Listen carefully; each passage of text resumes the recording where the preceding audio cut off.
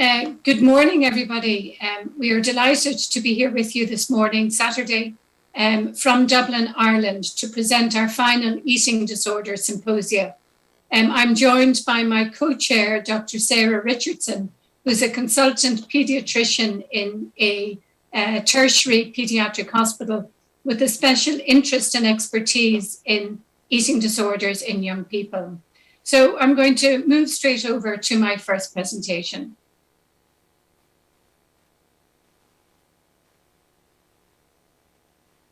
And Fatih, whenever you're ready, we'll have the video.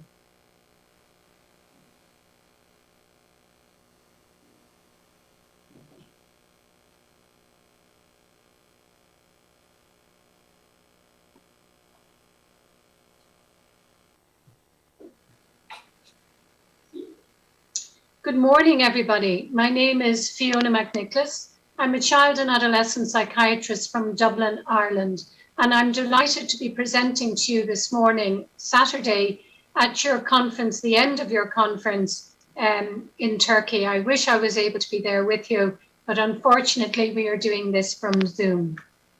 I am going to present as part of a very practical eating disorder symposia, where we are looking at the types of referrals of eating disorder young people during COVID, and thinking a little bit about managing any cardiovascular and biochemical factors.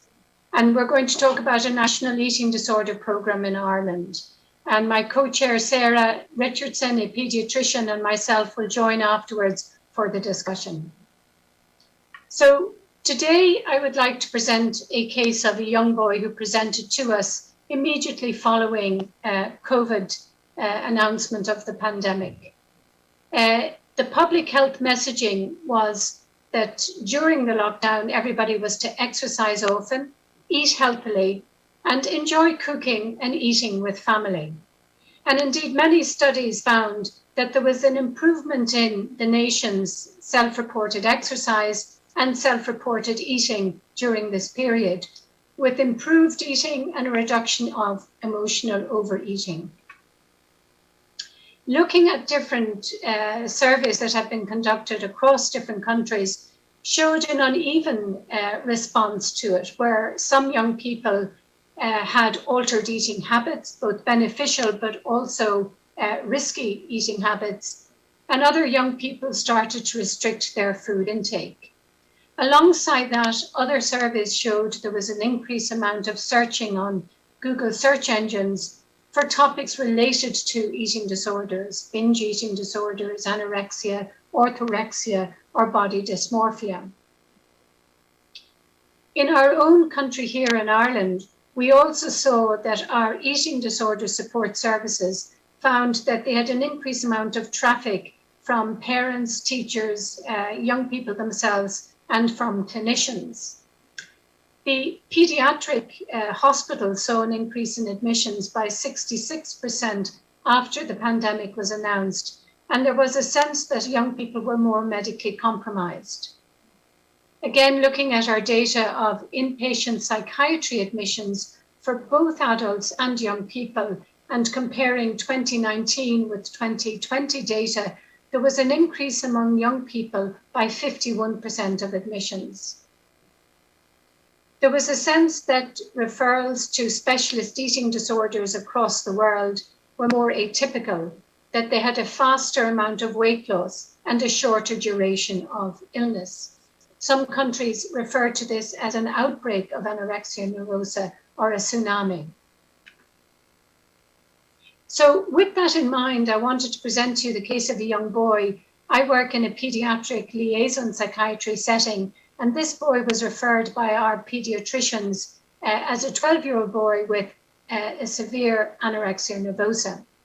So he was referred in April due to 5 kilograms of weight loss, which occurred in the prior 2 months. And he presented medically compromised with low blood pressure and heart rate. The history that was given was that he started to increase his exercise immediately post-lockdown, according to his mother the very next day. And he attributed this to missing his usual sporting and social activities, and therefore he created his own compensatory routine. This was in an otherwise content boy with no change in mood or behaviour. His exercise regime, which was self-imposed, consisted of him running 10 to 11 kilometres each day, initially with his mother and subsequently on his own and much faster, and also cycling 10 or 20 kilometres with his older brother. And in the evening, he would spend 1 to 2 hours on the trampoline, irrespective of the weather. Prior to this, the boy had been involved in structured and strenuous club regime of soccer training about 6 hours per week, in addition to usual school activities. During the 2 months after COVID, he ate his meals as usual. There was no evidence of food restriction, and he didn't have any body image dissatisfaction. At this point in time, schools had been closed, and there was an immediate shift to online learning, and he continued to do his studies at home during the day. Social contact with peers continued via social media networking, and he did his homework as usual. With regard to the family context, his dad had been 3 weeks on a bird watching trip in South America, and when he came back to Ireland, he had to have a 2-week enforced post-holiday quarantine, so was absent from the family for a 5-week period. His mother, who herself was a teacher, had to single-handedly mind 5 of her children, and also moved to online learning for her students and online supervision of her children's homework. And the young boy in question lost his usual social and competitive sports activities. The family were living in a rural part of Ireland and adhered very strictly to the regime, so there was very little social contact for the family. The family coped with these restrictions by increasing scheduling for the entire family, health optimization by the family having an exercise plan, and meals were as before. They were home cooked and family focused in the evening, and during the day, each of the children managed their own food intake. This boy was brought to the GP only when his father returned from 5 weeks absence, and he noticed the extent of the boy's weight loss. Before COVID, the boy had a weight of 33 kilograms, and that's equivalent to an ideal body weight or a mean weight for height of 90th percentile. At admission, his weight had gone down to 27.5 kilograms, or an IBW of 70%. Estimating his daily calories, he was eating between 1,300 and 1,500 calories a day, but he was using about 2,600 calories on his exercise regime. In his developmental history, there were normal milestones. He was prepubertal and gender congruent. His mother described him as being somewhat of a fatty eater, liking plain foods, and having much less interest than his siblings in eating, rarely eating treats unless part of a family meal time. He was perceived as biddable, social, and academically very able and excelling at sports. And he himself had a preference for organisation and routines, but there was no suggestion from family or teacher of OCD or ASD, and there was no prior mental health or medical issues. He was one of a sibship of 5. His siblings were also talented athletically and involved in national sport.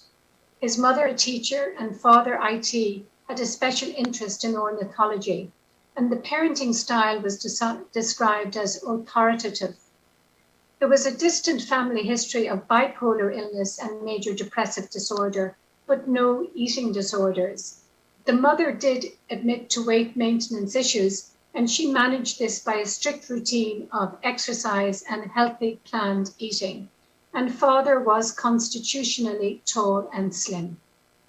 Mental state examination showed a thin, pale boy with poor eye contact.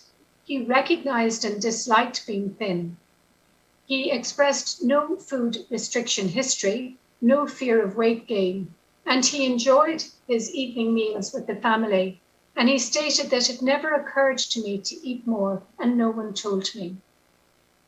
When asked why he had over-exercised, he said most of it was to prevent boredom, and 20% of the time was to maintain his fitness level, so when he returned to his competitive sports, he would be as good as he was before.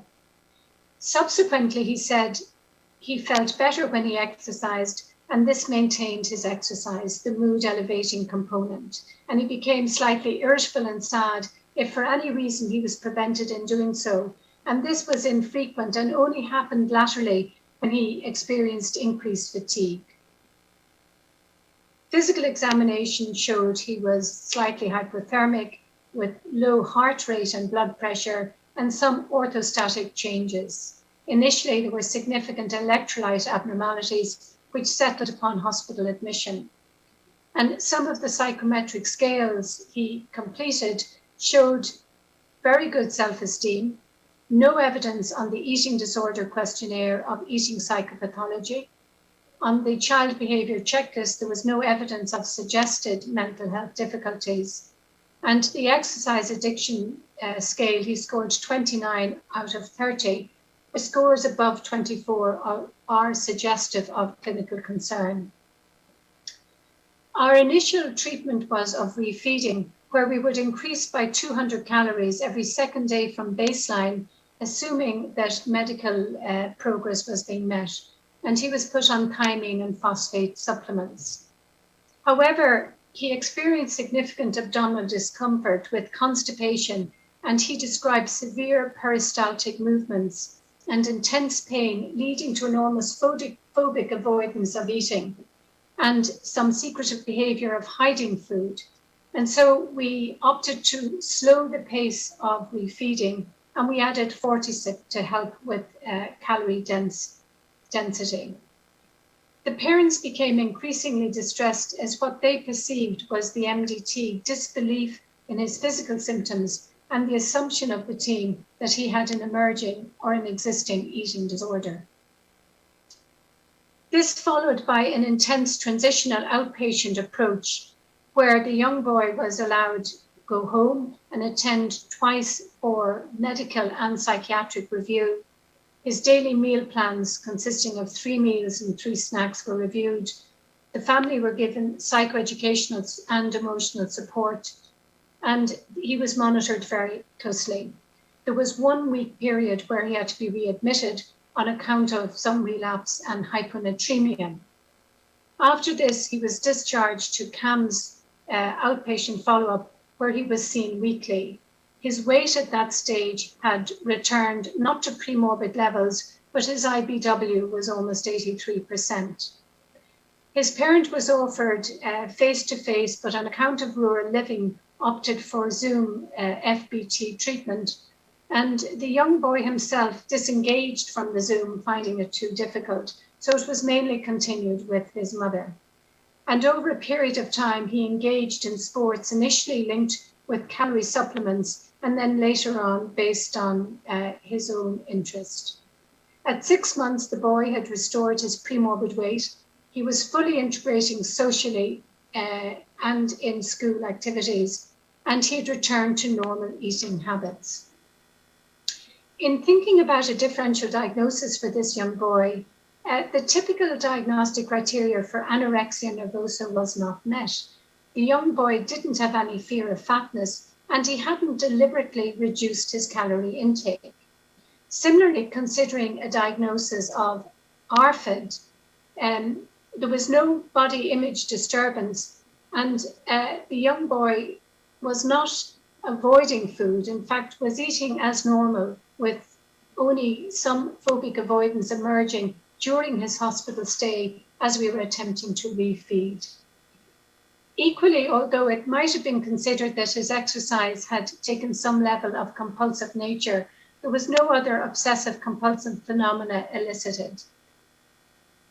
So we considered in this young boy, in the basis of no food restriction, normal body image, and indeed insight into the fact that he had lost weight, but nonetheless an intense desire and almost a compulsion to exercise, we considered a diagnosis of exercise addiction. And just moving a little bit to talk about exercise addiction as it is written in the literature, it describes a morbid pattern of behavior where habitual exerciser loses control over their exercise. and their exercise continues despite physical, social, or psychological adverse effects, and it takes on a salience or importance above other practice. It's not driven by a goal of changing their body weight or shape, and the person experiences withdrawals, either irritability or sleep difficulties, restlessness, or poor concentration. Although it has been described as early back as the 1970s, it hasn't yet been included in any of the diagnostic manuals. And this is partly on account of lack of consistency in terminology, being described as exercise dependency or addiction. It shares features of addiction, and hence that is the term that is considered preferable. It is not equivalent to excessive exercise, which is necessary in elite athletes. In terms of how common it is very difficult because it depends on the cohort that is studied. It's both as objective and objective factors, including whether the cohort is different cultures, different genders, different populations, normal population as opposed to elite sports. And there has been no epidemiological studies done in children. It has been noted that perfectionism and narcissism might be some of the personality traits, and these are also recognized to contribute to athletic excellence and an ability to withstand high degrees of bodily distress in terms of pain and exercise-related injuries. There are a number of inventories and rating scales suggested. The exercise addiction inventory is a short exercise scale with 6 questions used as a screening tool, scored along a 5-point Likert scale. And the range goes from 6 to 30. And as mentioned, scores above 24 have been considered reflective of exercise addiction. The screening questionnaire needs to be followed up with interviews to confirm that there has been some harm associated with the extent and the desire to exercise. And the agreement between questionnaires and interview is recognized to be only fair to moderate, with many false positives.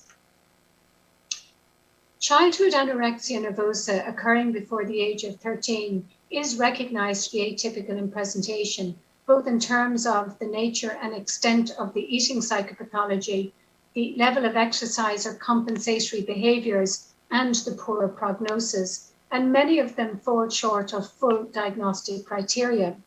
They may not be routinely considered in clinical practice, and there are adverse consequences if they are missed. So it is important to be on the lookout for them. However, the converse is also true. An assumption that all weight loss or a high drive to exercise is linked with an undisclosed or an emerging eating disorder in itself is a risk. It may lead to inappropriate treatment, therapeutic fatigue, and family disengagement, as in the case described here. Alternative diagnosis allows a more appropriate treatment, adherence with the family to a mutually agreed safety plan, continued therapeutic alliance, and a successful outcome. I look forward to having a discussion more about atypical presentations of eating disorder, along with the importance of considering how to practically manage them during the period of COVID, where there has been a reduction in face-to-face treatment for young people. Thank you very much, and talk to you later. So that was our first video presentation, and we'll be moving later on to the practical managements. But just before we do that, I'd like to present with you a snapshot of the types of referrals that have come to us before COVID and during COVID to one of our eating disorder teams. So we'll have the next video, please. This, I should say, was meant to be presented by a medical student, Sally Campbell, who also is a dietitian. She's doing graduate medical training, an excellent student, and unfortunately wasn't able to be here for the presentation today. Thank you. The video, please, whenever you're ready.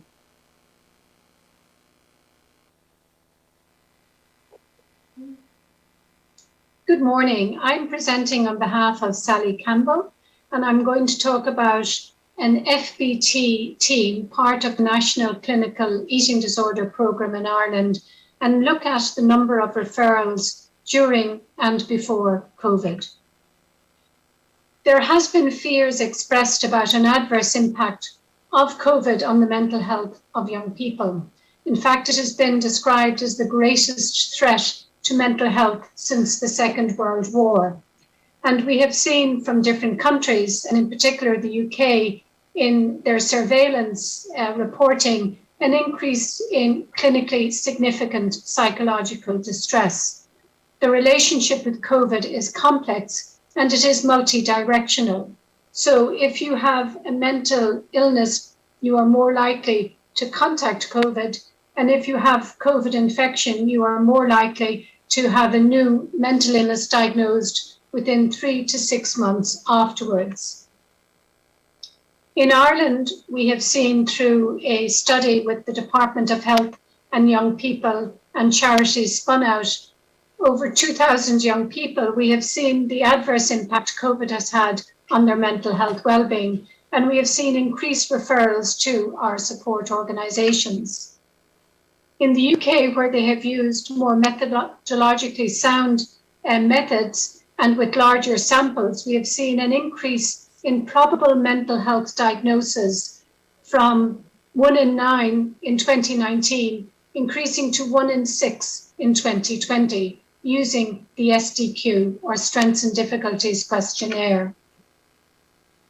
In respect to those young people who have existing mental illness, they have also shown that they have had decreasing mental health well-being during the pandemic, but also they've had greater difficulty accessing services, and these have been particularly problematic when they returned to school in September 2020.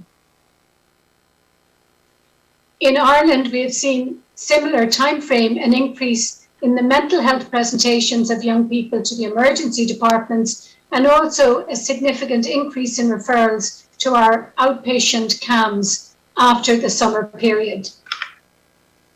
Moving specifically to eating disorder referrals, from around the world, there has been a sense that COVID has had a specific impact. Australia, New Zealand, they have spoken about an outbreak of anorexia admissions or a tsunami of eating disorders.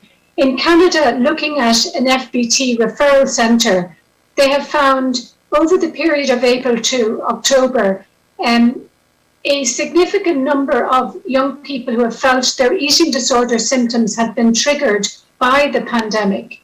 And young people being referred have been considered to have higher rates of medical instability compared to the 3 previous years before that. They've presented with lower IBWs, ideal body weights, and more impairment. Looking at both adults under the age of 30 and young people using large electronic health records of over 60,000 people, they have found a small but significant increase in new onset anorexia nervosa by 15%. These have been predominantly female and in adolescents, as is expected and typical of eating disorders, but what is perhaps not as expected is that there has been a higher rate of suicidal attempt or suicidality in the group presenting during COVID.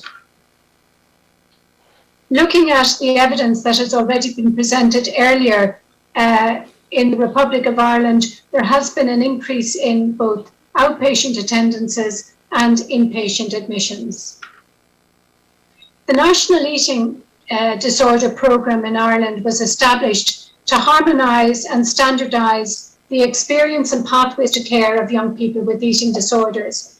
And one of the fundamental things they established was that clinicians would be trained in the evidence-based approach, family-based treatment, and that each CAMS would have FBT team specialised for young people. One such team was established in Lucena CAMS, the service that I'm going to present on. And this CAMS service is responsible for about 13% of all young people in Ireland under the age of 18. And the study data I'm presenting is all referrals to the FBT team in Lucena between 2018 and 2021. This team operates 1 day a week, is multidisciplinary in nature, and has links with paediatricians and dietitians. And many of you might have been present at our symposium on Thursday, and if not, I'm sure we'll be able to listen back to the recording if you wish.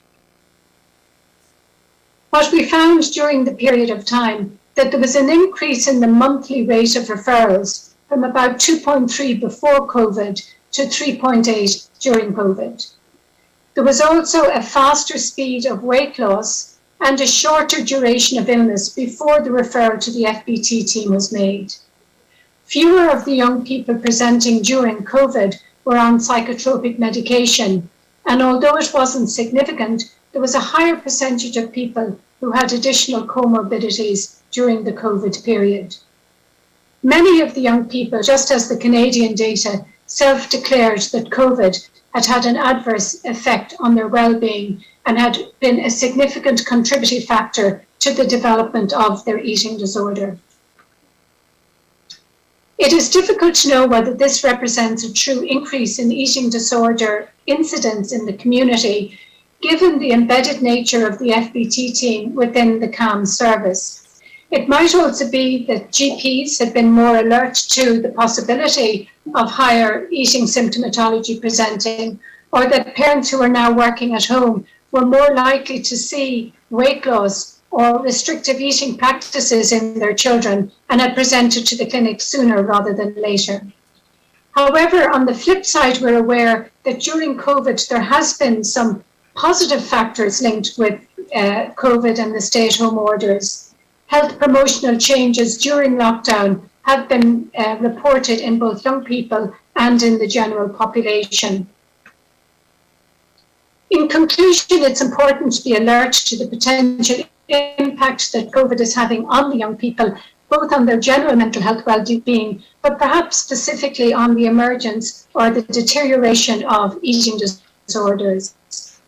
I think it's also important that we should be alert to public health messaging, whether during COVID or indeed at any stage, in terms of the potential for untoward negative consequences.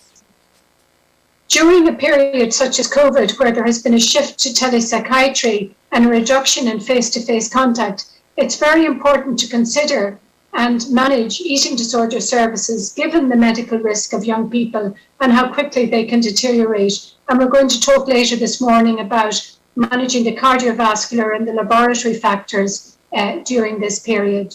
And it's very important that we continue to survey the referral rates to eating disorder teams as the COVID pandemic continues.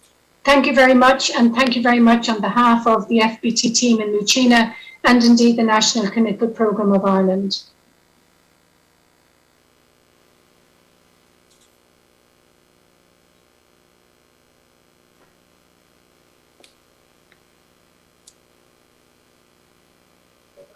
Thanks, Fiona. That was a great two presentations there. Next, we have Dr. Shane Fitzgerald, who was a pediatric SPR trainee with myself during the COVID pandemic, and he is currently working in pediatric emergency medicine in the UK, and he's going to present today on the lab risks that we see in children with eating disorders. Thanks, Shane.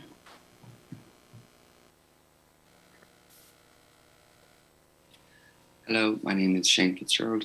I'm a Peds Emergency Medicine Education Fellow at the Leicester Royal Infirmary in the United Kingdom, and I'm happy to give you a talk today on laboratory investigations in young people with eating disorders with some practical considerations for clinicians.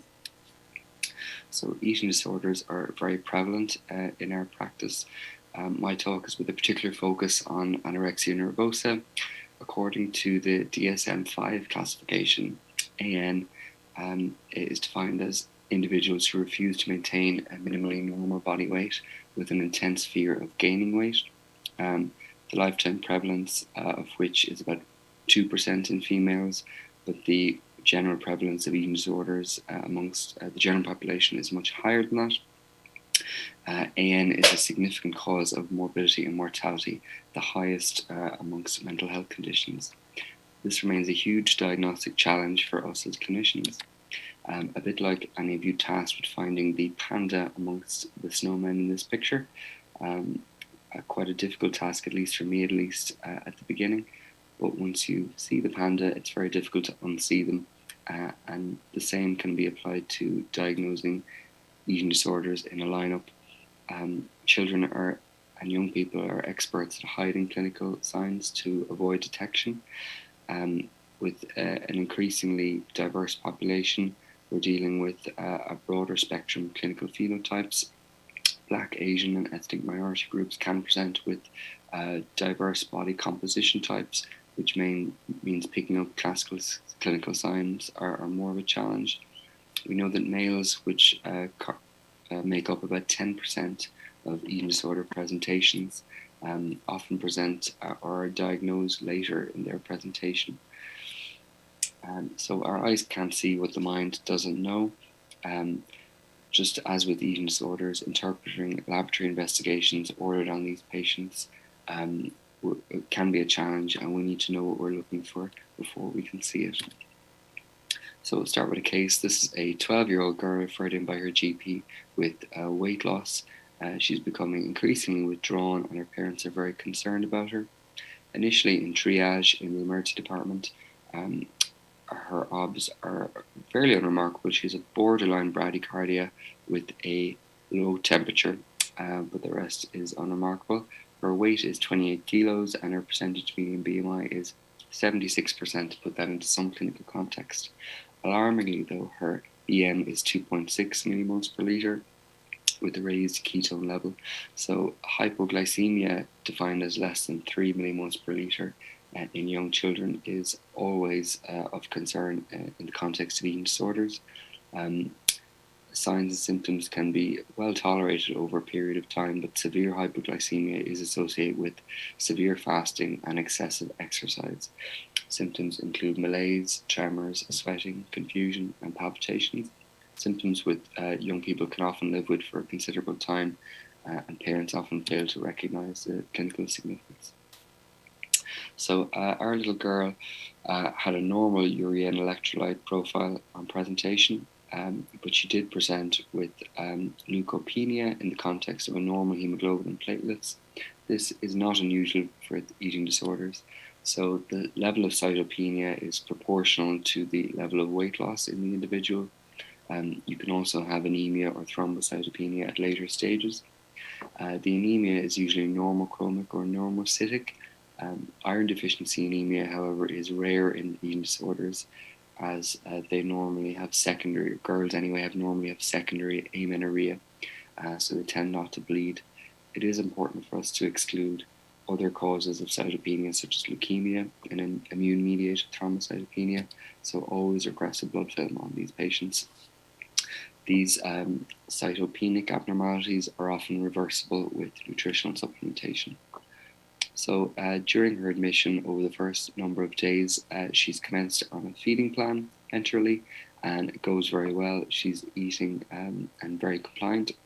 Her urea and electrolyte profile, which was normal on admission, is now abnormal. She has a low potassium and a low phosphate level. In starvation, although your total body phosphate and potassium can be depleted, your renal tubules tend to work harder to retain bicarbonate and phosphate, maintaining normal serum levels. This profile, however, is more indicative of refeeding syndrome, which is of concern.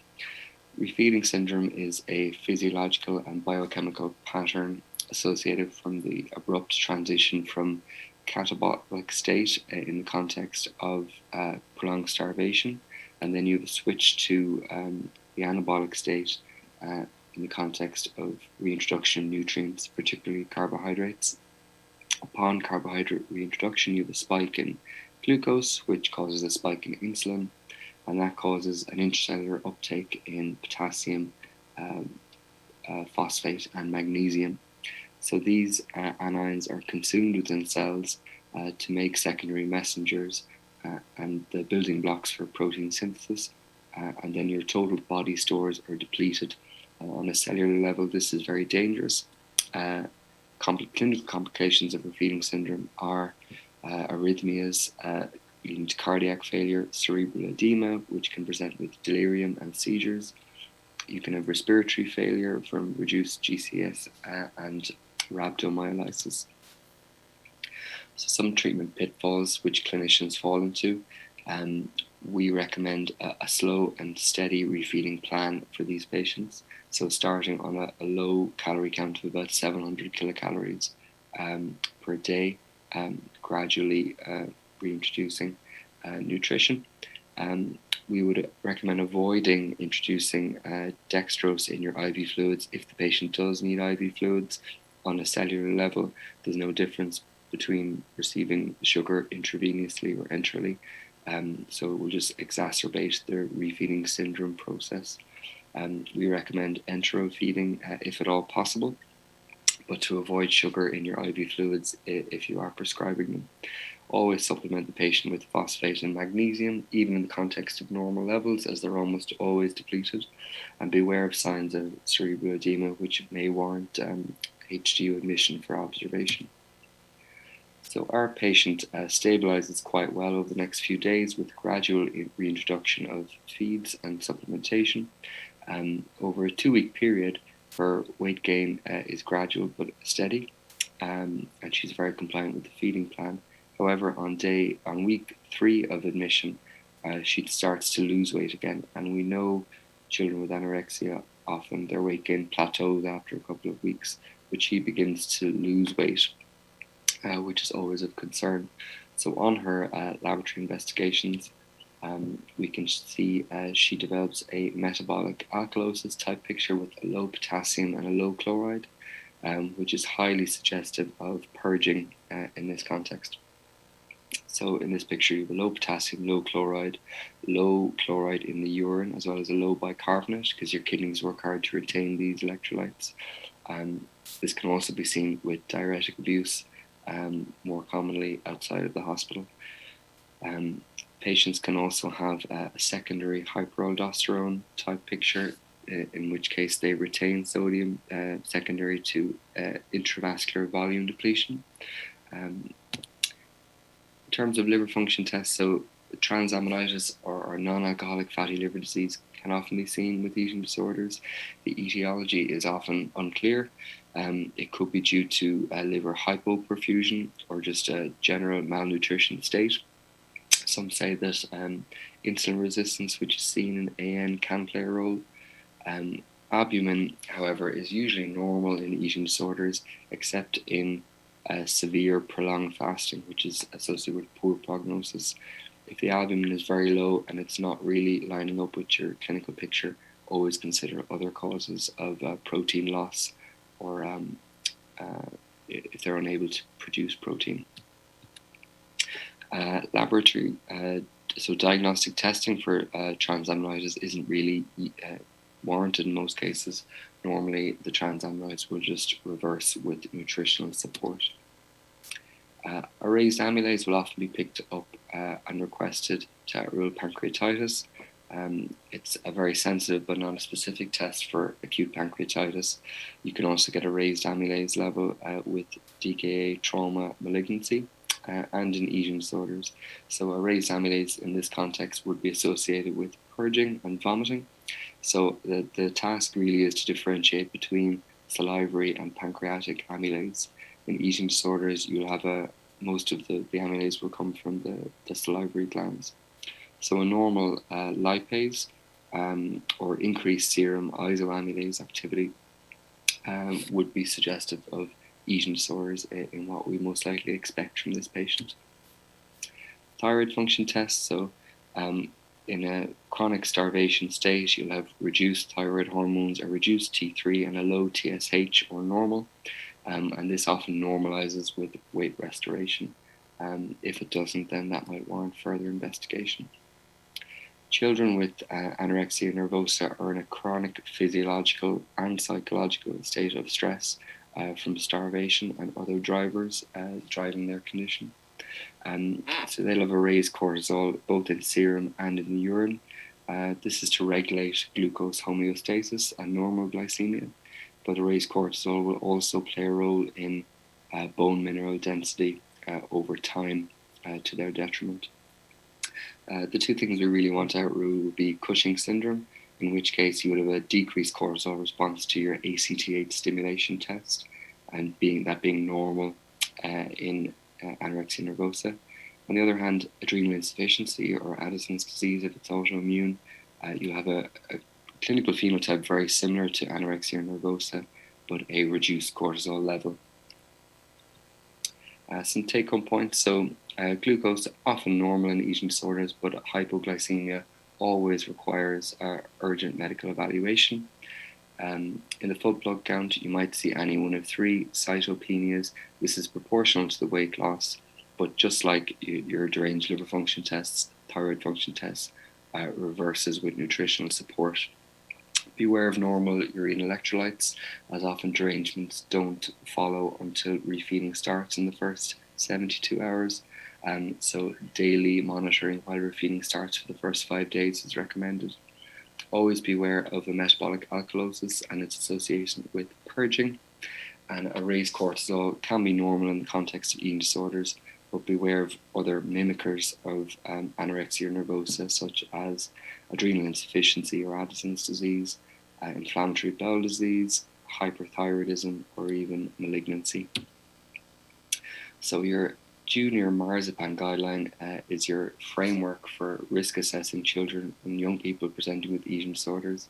As you can see in the red box, the laboratory investigations are just one piece of the puzzle, and they should always be taken in clinical context with the patient, taking into account their physiological parameters, their percentage median BMI, recent weight loss, and their level of insight. Always be aware that particularly the urea and electrolytes are often normal on initial presentation and on day 1 and 2, and are normal until they fall off a cliff and the patient becomes very sick and unstable, and normally with the reintroduction of carbohydrates. So they're often sicker after a couple of days of admission than they are on presentation.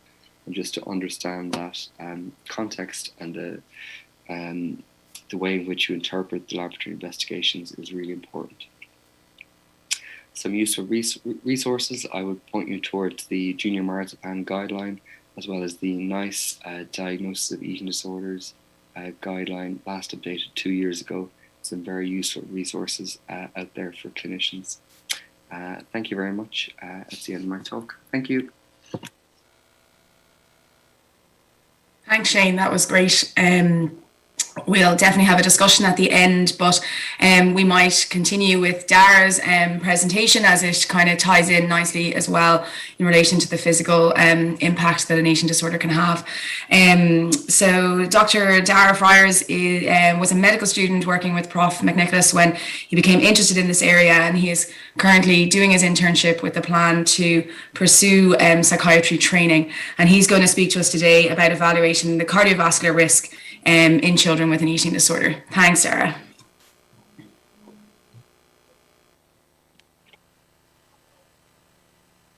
Good afternoon, everybody. Dara Friars is my name. I'm an intern doctor in Ireland, and I'm very glad to be joining you all this afternoon to present some research which I undertook with Dr. Orla Walsh and Professor Fiona McNicholas, looking at evaluating the cardiovascular system in youths with anorexia nervosa.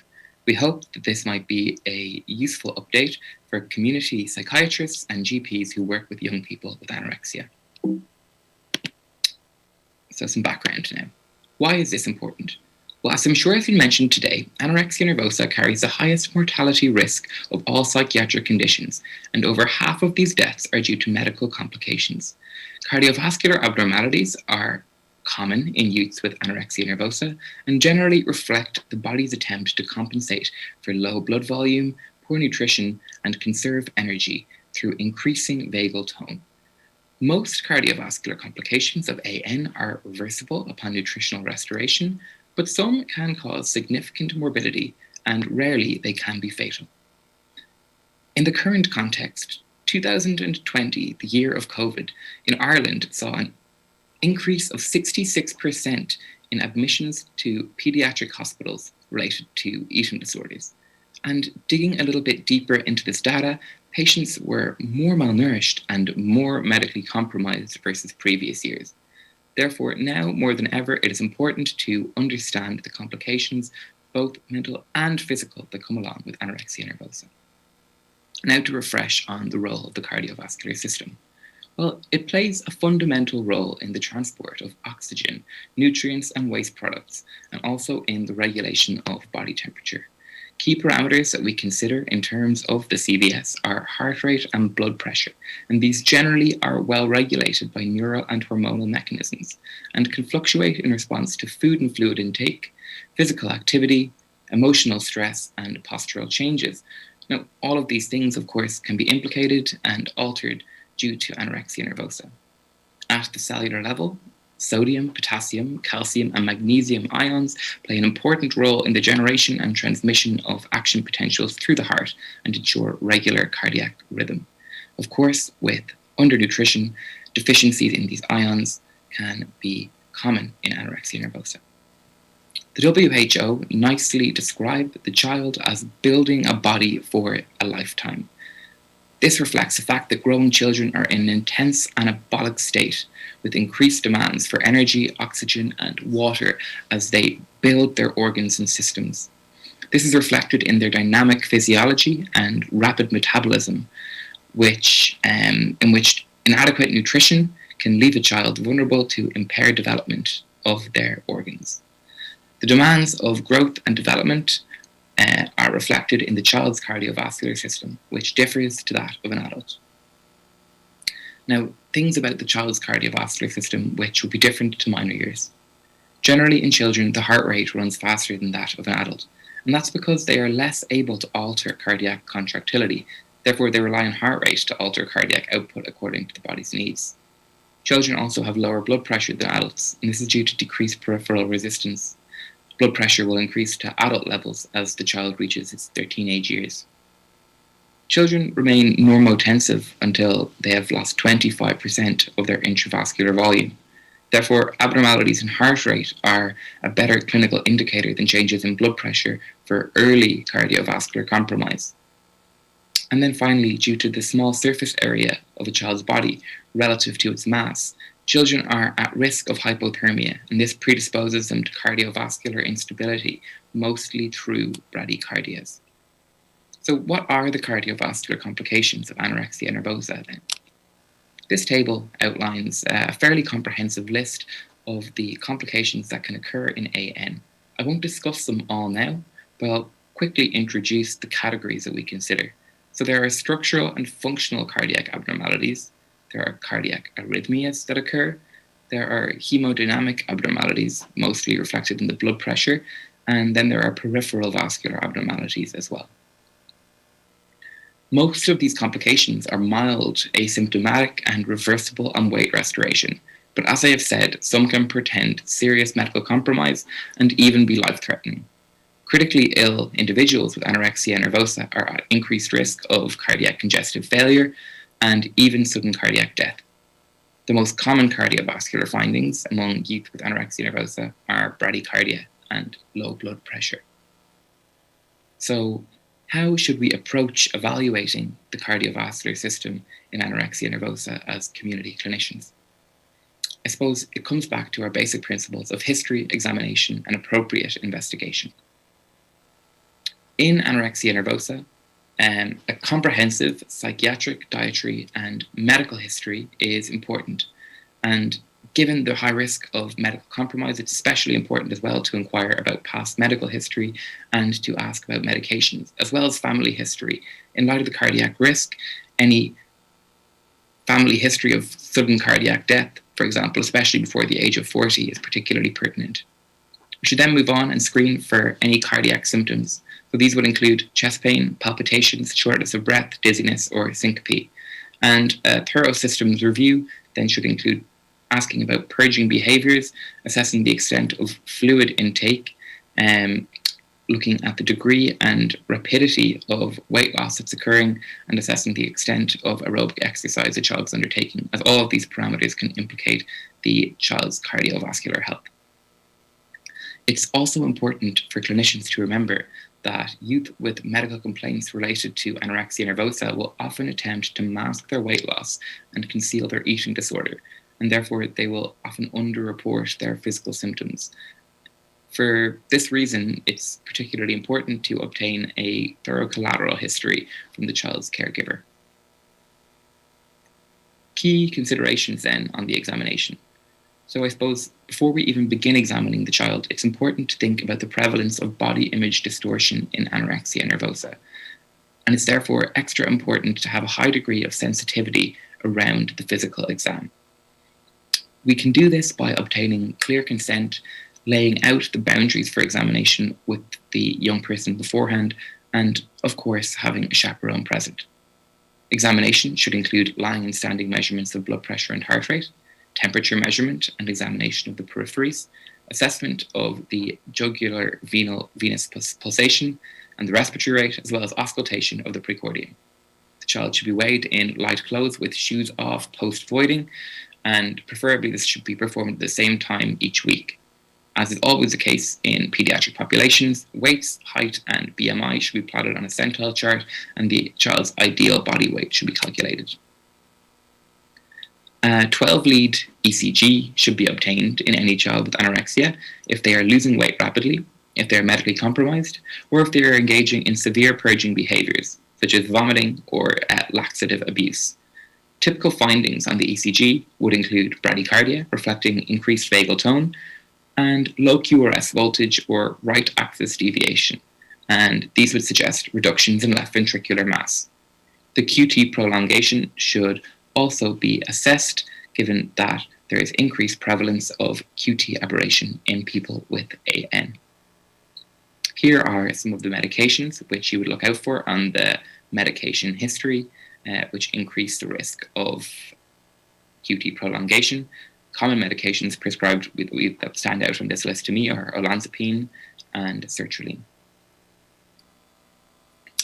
Other investigations that we consider, so blood tests assessing fluid and electrolyte balance are indicated at baseline, and then on a yearly basis, and more frequently as clinically indicated, especially during refeeding. Echoes are generally not routine, but might be considered by pediatricians if the child is displaying worrying clinical signs or symptoms. So how then do we respond to the complications of AN, and how do we stratify risk?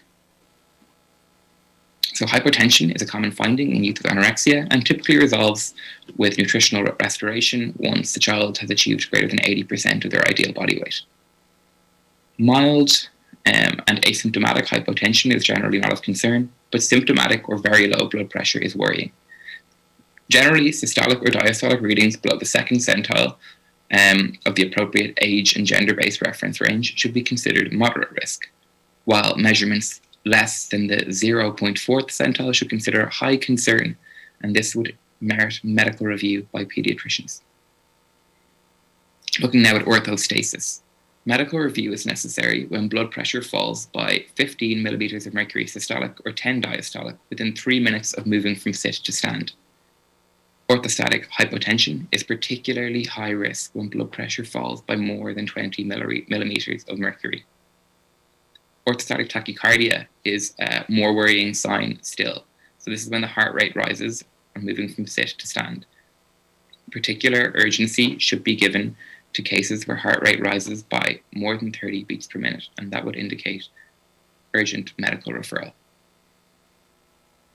Syncope or fainting is common in AN, as is pre-syncopal symptoms. So that would include things like dizziness, lightheadedness, and some blurring of vision. Patients who experience pre-syncopal symptoms alone, without blackouts and without orthostatic changes in blood pressure and heart rate, are less concerning, but should be monitored closely. Young people who have recurrent syncope should be treated with a high level of concern, and this would be an indication for pediatric assessment. Sinus bradycardia, heart rate of less than 60 beats per minute, is the most common heart rhythm found in young people with anorexia nervosa. It is often considered a compensatory adaptation to conserve energy, and it's generally well tolerated and resolves with refeeding. In fact, in malnourished young people with anorexia nervosa, a heart rate that is within the normal range might actually indicate a compensatory response to hypovolemia, secondary to dehydration, or a secondary process such as infection or anemia. So really, we are not surprised by heart rates that are in the 50s beats per minute. Despite sinus brady generally being well tolerated in AN, a very low heart rate is of course still of clinical concern. Any heart rate of less than 40 beats per minute indicates urgent review by pediatricians. And a 12-lead ECG should be obtained in any child with heart rate of less than 50. And this is to exclude other bradyarrhythmias that can develop secondary to sinus brady. These would include things like junctional escape rhythms and heart block, which are, of course, high-risk arrhythmias. This is ECG, which shows narrow QRS complex occurring in a regular rhythm at a rate of 44 beats per minute and no associated atrial activity. So this is a ventricular escape rhythm, and it occurs in a 17-year-old female with anorexia nervosa.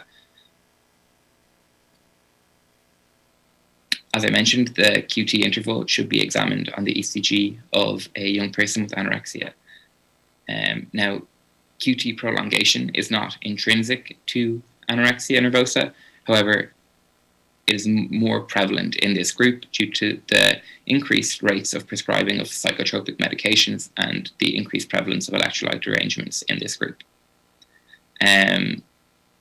A prolonged QT in a girl is one which is more than 460 milliseconds, and in a boy is more than 400 milliseconds.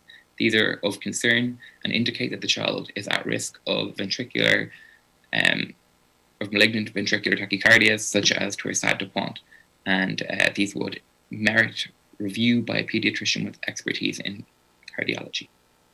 Structural cardiac abnormalities are the result of significant weight loss, which results in loss of body fat and muscle, and this also implicates the myocardium. Relatively common structural abnormalities include reduced left ventricular mass and mitral valve prolapse. These generally resolve with refeeding. Poor cardiac output coupled with myocardial stiffness, however, can contribute to congestive cardiac failure.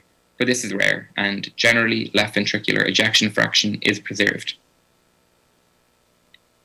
Pericardial effusions are surprisingly common in AN, with 1 in 5 adolescents with the condition experiencing them. Usually it is clinically silent. However, on examination, pulsus paradoxus should be assessed for. This is a drop in blood pressure of more than 10 millimeters of mercury on inspiration. This indicates clinically relevant pericardial effusion and would suggest that the child could be at risk of cardiac tamponade, which is of course a medical emergency. The presence of pulsus paradoxus on examination would merit onward referral to pediatrics and echocardiogram. And there have been rare cases of cardiac tamponade occurring in AN secondary to pericardial effusions. Peripheral vascular abnormalities are frequently seen in youth with anorexia.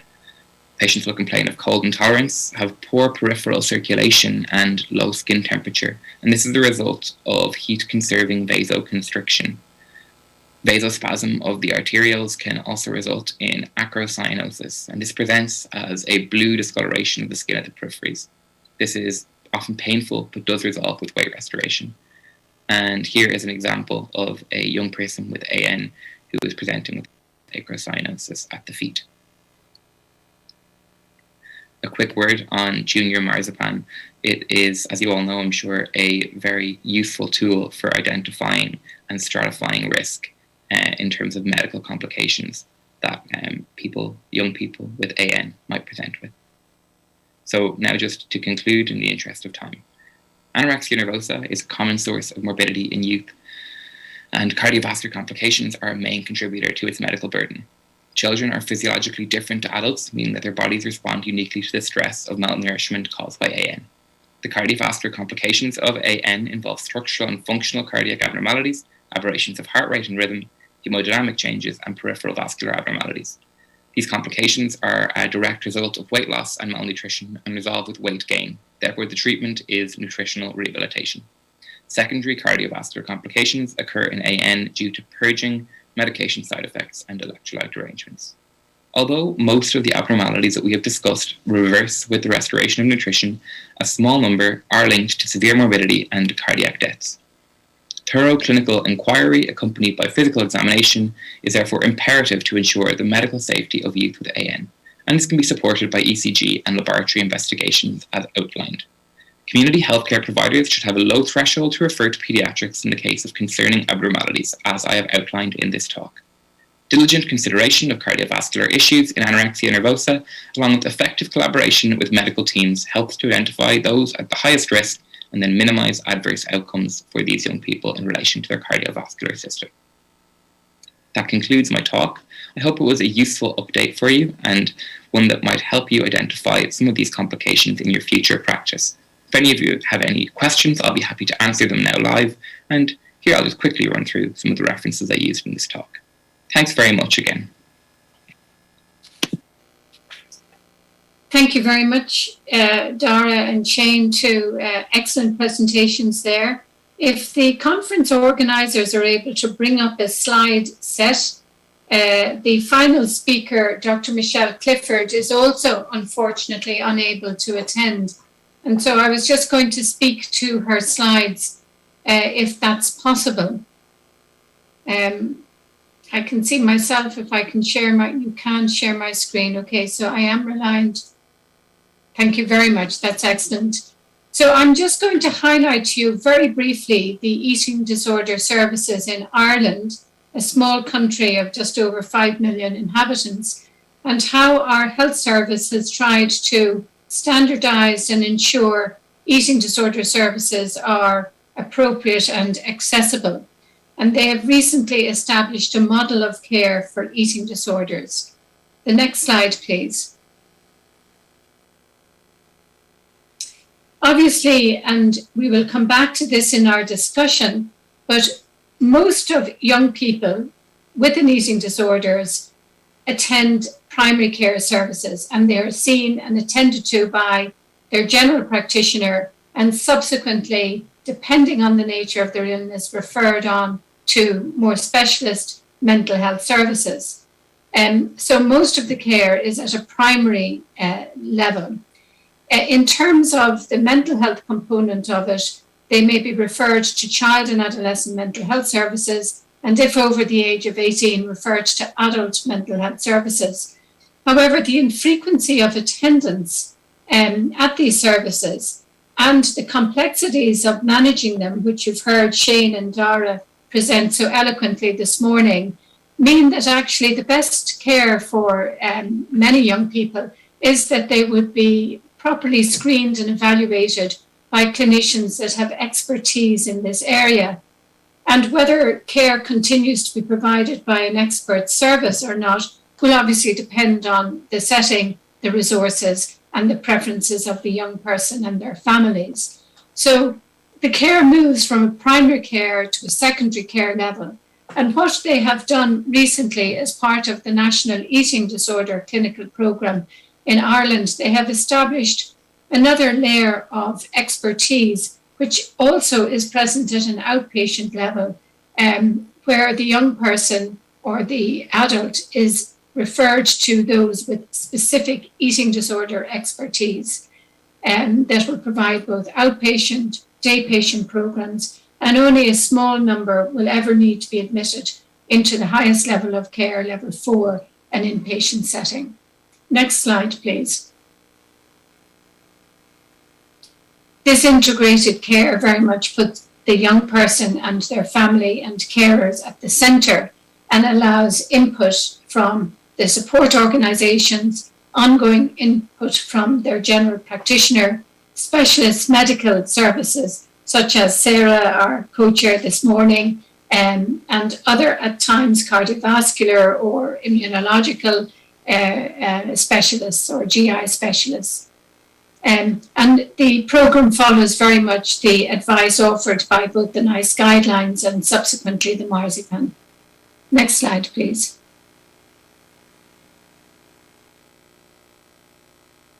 The intention is that these national eating disorder hubs will sit in different areas around Ireland, and that they will act as a resource and a support for generic mental health services that are ongoing. And indeed, many of the young people would be referred to the mental health services, but those accessing paediatric services could also get the benefit of the specialist eating disorder team. The main aim, the programme was set up in 2015 initially and rolled out by way of first resourcing one team and then a second, and now we have 3 teams in place from 2018. The aim was to ensure quality and safety, and to make sure services were accessible to people irrespective of where they lived, and also to try and be cognizant of costs. Last slide, please. Actually, the second last slide. This just shows you during the period of COVID that the number of referrals have increased, similarly to what we presented in our own Lucina FBT clinic, that numbers have also increased to the national eating disorder programs over that period. You can see overall a 66% rise. And the final slide.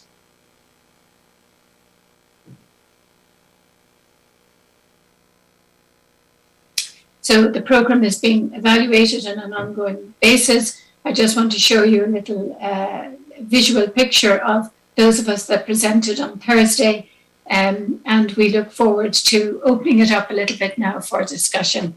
If you wouldn't mind, stop sharing the slides, and we will just have the panel members, please.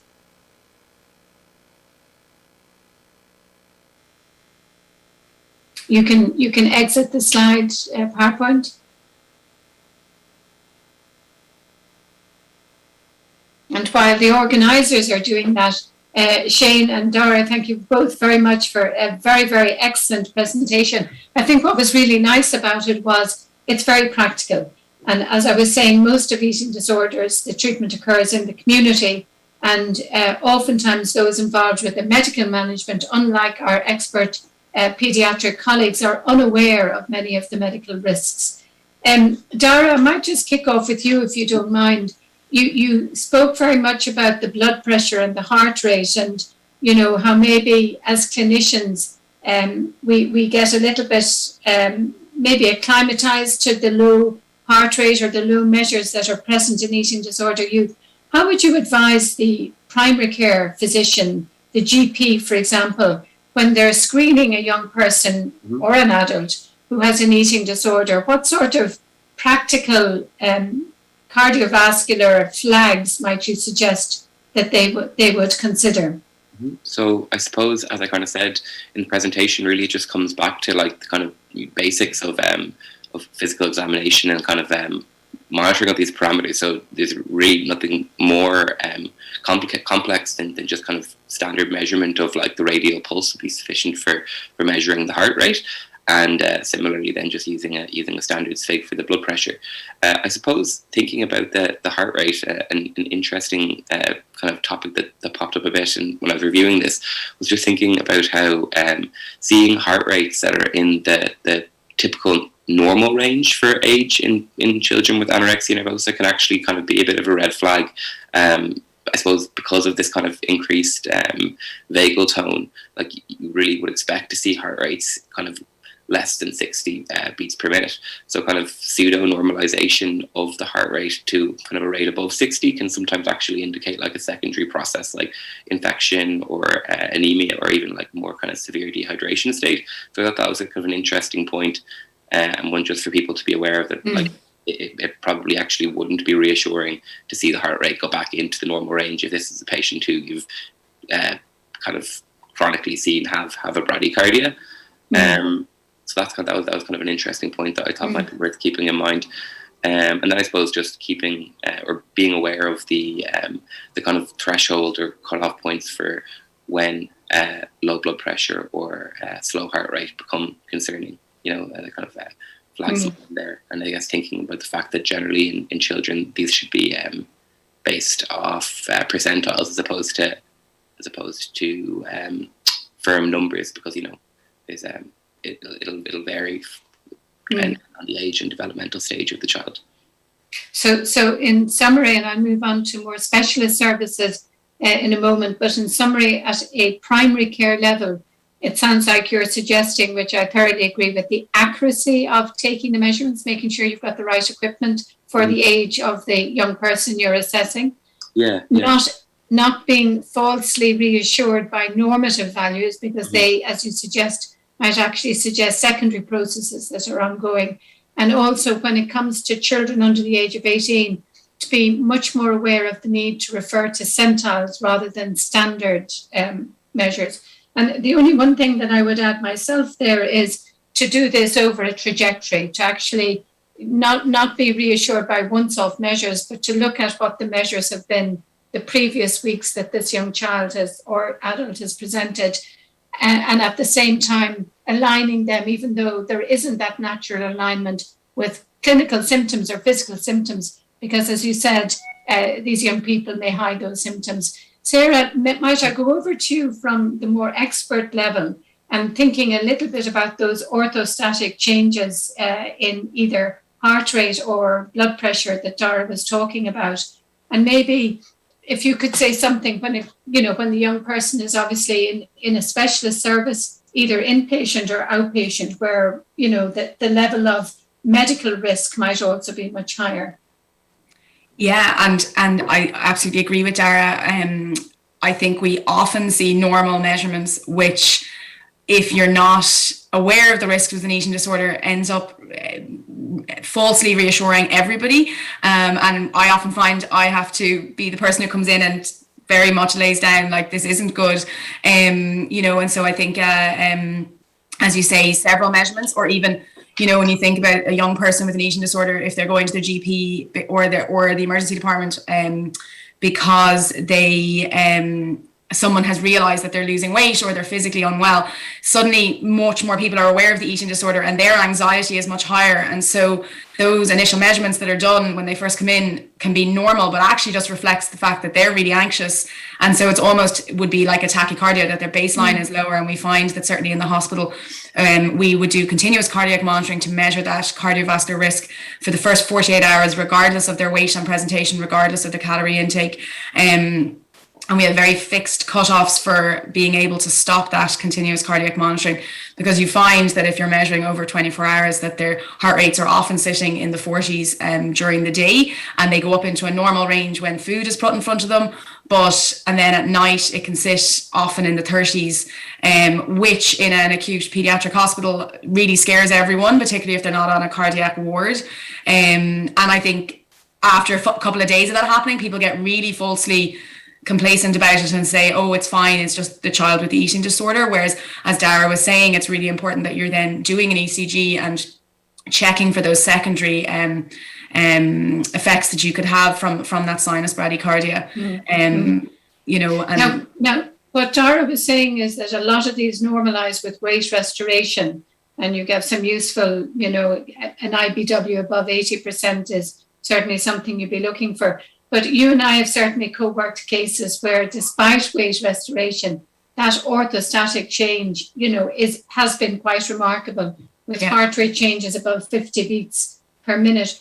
Is there any kind of genetic vulnerability to that? Is there any individual issue? Is it to do with, the amount of weight the young person might have lost, even though weight is going up, but the extent of weight loss? Have you any ideas as to which children or young people might be? Probably a combination, and certainly the children who have been significantly restricting. I find that the children who are slower to recover are the children where we're not getting consistent weight gain, or where they have a really good week, but then they have a really bad week, and where you look like you're pushing into a normal range, and then suddenly it's back to being abnormal. Several times where we've had really significant changes, I've spoken to the cardiologists. I'm lucky enough to work in the site that has the cardiologist, and they are usually not concerned from an underlying cardiac risk or any other thing aside from obviously the anorexia part, and they usually feel that there's no need to intervene or do anything differently other than follow our plan to weight restore and food, essentially, that the food will be the thing that sorts it out. And for some children, it is just slower than others. I find it doesn't tend to be the blood pressure, but it's very much the orthostatic tachycardias that we see in children, that has the probably the slowest thing to get better, and the last one of the kind of physical parameters that normalizes before they're medically stable.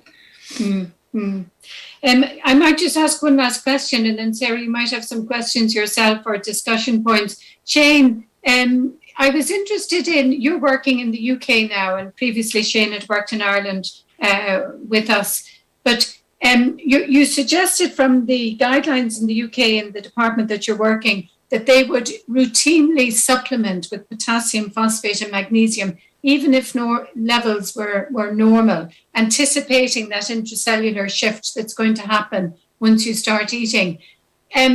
we typically in our clinical practice, don't do that. Now, different services differ. And I'm just wondering, is that standard? Have you noticed that difference since going over to the UK? Have you any idea whether we should be doing likewise, and maybe some services are? Yeah, that's an excellent question and well picked up on. So I suppose the point I was trying to make was because it's an intracellular cation, the total body depletion will probably be there, so they'll probably be low overall, even though the serum level will be normal. Again, our practice here wouldn't be that we would target normal serum values and supplement those specifically with phosphate or potassium supplements, just like we wouldn't at home. Often these children are on fat-soluble vitamins, but tailored phosphate and potassium supplementation would only be in low levels, because you need a ceiling of treatment, or I suppose a cutoff value, because they're not going to go home on these supplements, or if they are, they should be monitored. So that just often gets into more trouble. So yeah, that's an excellent point. So specifically targeting specific electrolyte supplementation probably isn't recommended. Fat-soluble vitamins, Sarah might agree that we would often supplement those initially, but otherwise, yeah, that wouldn't be recommended. You're absolutely right. Right, thank you. Sarah, would you like to ask any questions or discussion? Yeah, well, Fiona, I was keen to ask you, because I was interested that your case obviously was on a boy, and certainly I've seen an increase in male presentations of all eating disorders, certainly in the last year with the pandemic. And I know it's obviously Men's Health Awareness Month as well, and there's certainly coverage of it here in this country with the male eating disorder presentations. And whether have you seen, even through your outpatient service, have you seen an increase in your male referrals, and are they typically more atypical presentations, or if they are atypical, are they sort of being missed by us as pediatricians and the GPs and stuff, in that we're not recognizing the more atypical presentations of an eating disorder? I think the ratio in adults, male to female, has consistently been put out there as 10-1. And I think that there's an awareness that actually, no, it probably isn't as high as 10-1. It's much less than that, on account of, in general, the atypicalities of men with eating issues, some of which then shape into an impairing level. But when you're looking at prepubertal children, the ratio is 4-1. So actually, yes, we should be seeing an awful lot more boys than girls, proportionally more boys. Obviously, it still is more common in females than in young boys. So I think that we should have a higher index of suspicion as pediatricians and clinicians working with children. I think that what has happened during the pandemic is that clinically we have seen slightly different cases presenting where food, they've ended up developing the typical eating disorder cognitions as a result of the starvation and the malnutrition, which many of us would develop. And indeed in the Keys experiment, the starvation experiment, that's what happened to individuals without any prior eating disorder concerns. And so we did see a lot of young children coming. The restrictions placed on them by COVID led them into depressive disorders. And it was through the depression they had a very negative self-image. And it was those children that were particularly sporty, and actually their self-esteem and their self-concept was very much linked with their ability to play sports, be good at sports. And when all of that was gone and they became depressed, they started to focus in on the negativity about their fitness level. And we had another young boy who presented very much coming from that soccer-related presentation through depression, and food was not eaten because of a depressed mood. And then the combination between trying to stay fit for sports with no appetite to eat led to, ritualistic and ultimately very, very typical eating disorder cognitions. But in his case, he improved very, very quickly. And again, in the little boy I presented there, his recovery was very quick as well. Now, obviously, you need to follow these children on for longer periods of time to make sure that they're not the form fruit of an eating disorder that presents later on. But I think this raising awareness and having a high index of suspicion, it's good that people are talking about it, because we know that stigma and negative attitudes really is a barrier to help seeking. And if you think you have an illness that isn't part of your culture or gender, that adds an extra layer to difficulties getting help. Yeah, thank you. Yeah, absolutely. I've had similar cases, certainly last year, of boys who were very different to the cases that we would have normally seen, and a lot of focus on the exercise and stuff as well. And as you say, families where it wouldn't have been culturally appropriate to have an eating disorder, and where they presented to paediatric services with the belief that there was something very serious wrong from a medical perspective, from, you know, an underlying other condition, where in fact, after many weeks of getting to know the family and stuff, it was very clear that it was a, you know, eating disorder presentation, but not something that would have been recognized in their culture or their family at all, you know. So I think we've definitely seen more of it. Yeah. I was wondering with Shane working in the UK, because in Ireland, although we have a growing ethnic minority population, we are still very much white Irish is the majority ethnic group. You know, has that presentation, have you noticed a change in presentation in the from the UK with different cultural groups? I don't have the statistics in front of me, but where I currently am in Leicester, it's got a very high African and Indian English population. So there's a huge mix of demographics here, just anecdotally. And then, as Sarah was alluding to, there are huge cultural differences there, which the families may be slower to recognize eating disorder habits and be more inclined to label them as being just medically unwell or of some organic pathology, which often they don't have, and we don't find that. So untangling the cultural barriers is a huge challenge sometimes, as well as the different body shapes and sizes that you will see in different ethnic groups. It's a huge challenge. I certainly know in some cases we've had the cultural aspect of meals and the importance of food as part of your culture and your family life. And trying to work with a young person who has an eating disorder and then helping with their recovery and moving back into that has been very, very difficult and tricky. So guys, I'm wondering if there's any other, we're getting close to the end of our presentation. Whether there's anything else that we should be discussing. Just to say to the audience that we hope that these presentations will be written up as papers, and they're currently being submitted. So we hope there'll be practical guidelines for the management of both the biochemical abnormalities and the cardiovascular. Sarah, anything else to say, or just to close? Yeah, just to say, I thought, you know, thank you to everyone, all of you who presented today. I thought the presentations were excellent. I think it's been a really interesting morning, and I hope we can't see the online participants, but hopefully, if there's any questions from them, that maybe someone could let us know. But otherwise, to thank everyone very much for coming. Great. I don't think they have the Q&A opportunity for the online. Guys, thank you very much, and looking forward to meeting you again. Thanks so much. All the best.